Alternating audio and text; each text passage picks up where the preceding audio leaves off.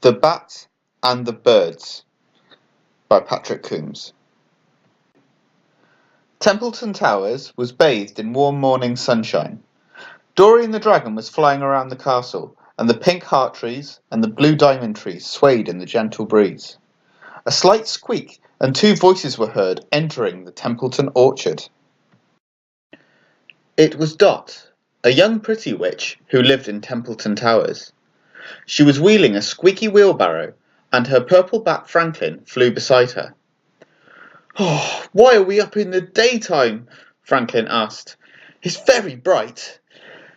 Being nocturnal, Franklin had never seen the Templeton grounds during the day. Dot said that they needed to collect some fruit called eggleberries, so that they could make a head fix tonic. "It's the last ingredient, and this is an emergency, Franklin." She further explained that the heads of the three senior witches at the castle were accidentally turned into quarters by Bee the Bumbler while signing them up for the witches' headquarters. "Their heads need to be glued back together, and this is why we need the head fix tonic." Franklin smiled, and he started to collect the eggleberries from the trees in the orchard. He flew swiftly and quickly as he dropped them into the wheelbarrow. Franklin was unaware that he had an audience. There were several different birds, all watching him intently. "I say, what sort of bird is that?" a pheasant asked. "Ah, where's its feathers?" a blue tit chirped. "Ah, I've never seen a bird like that before," tweeted a raven. The biggest bird, a seagull, boomed, "Ah, that's not a bird. It's probably the nasty piece of work that's been stealing our eggs. Nobody talk to it." During his flight, Franklin accidentally dropped a bunch of eggleberries onto the ground below, near to where the birds were gathered. He went to retrieve it, looked up, and realized that they were all staring at him. Hello?" Franklin said nervously.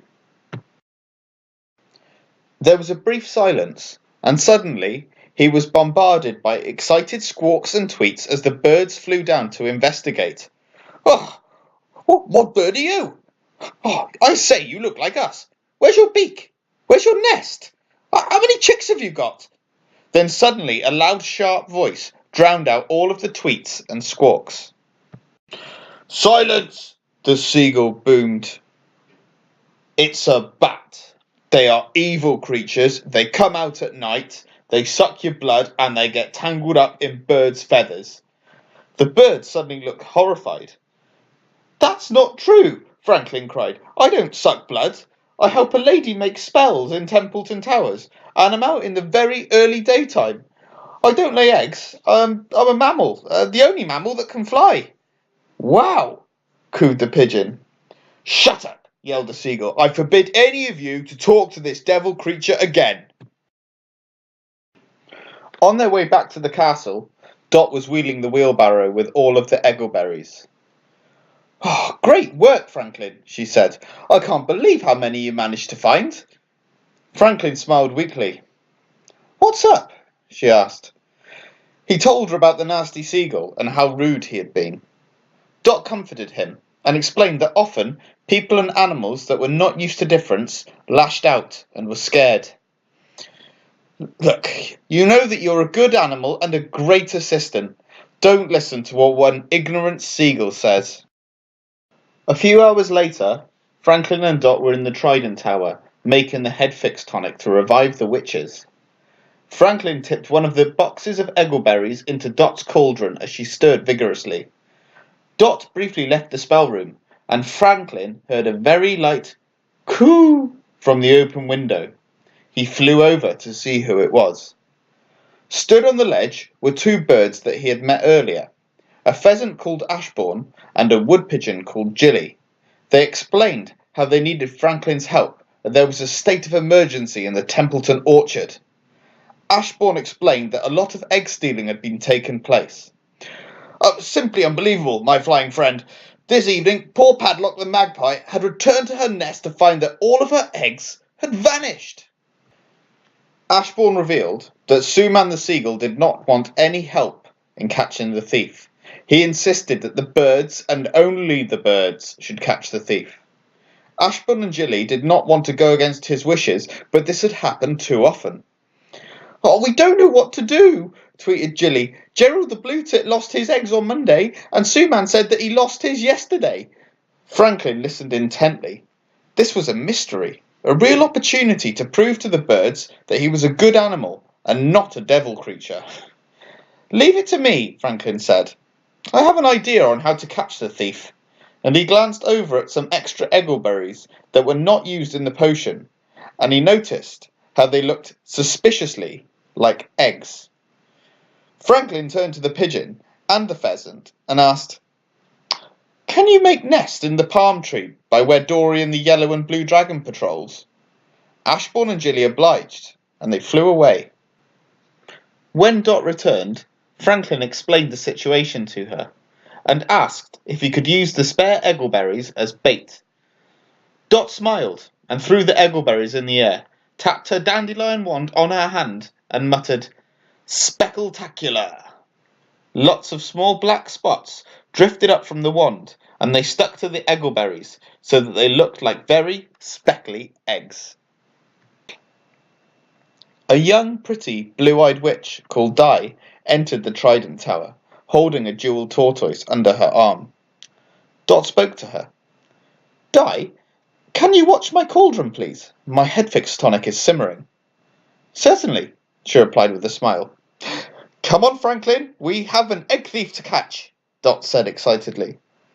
In the dead of night, armed with a sack of speckled eggleberries, they flew silently down to the nest that Jilly and Ashbourne had made in the palm tree.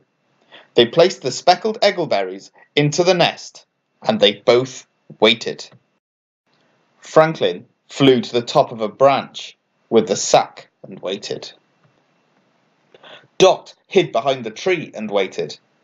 Suddenly, there was a scuffle and a rustle. Something was in the nest and attempting to grab the eggs. Like a flash of lightning, Franklin swooped down, dropped the sack over the thief, and tied it up. "Caught the thief!" Franklin shouted excitedly. "Well done!" gushed Dot. "Teamwork at its best." They flew back to the castle on Dot's broomstick, while Franklin struggled with the egg thief, who was trying in vain to get out of the sack. The moment of truth arrived.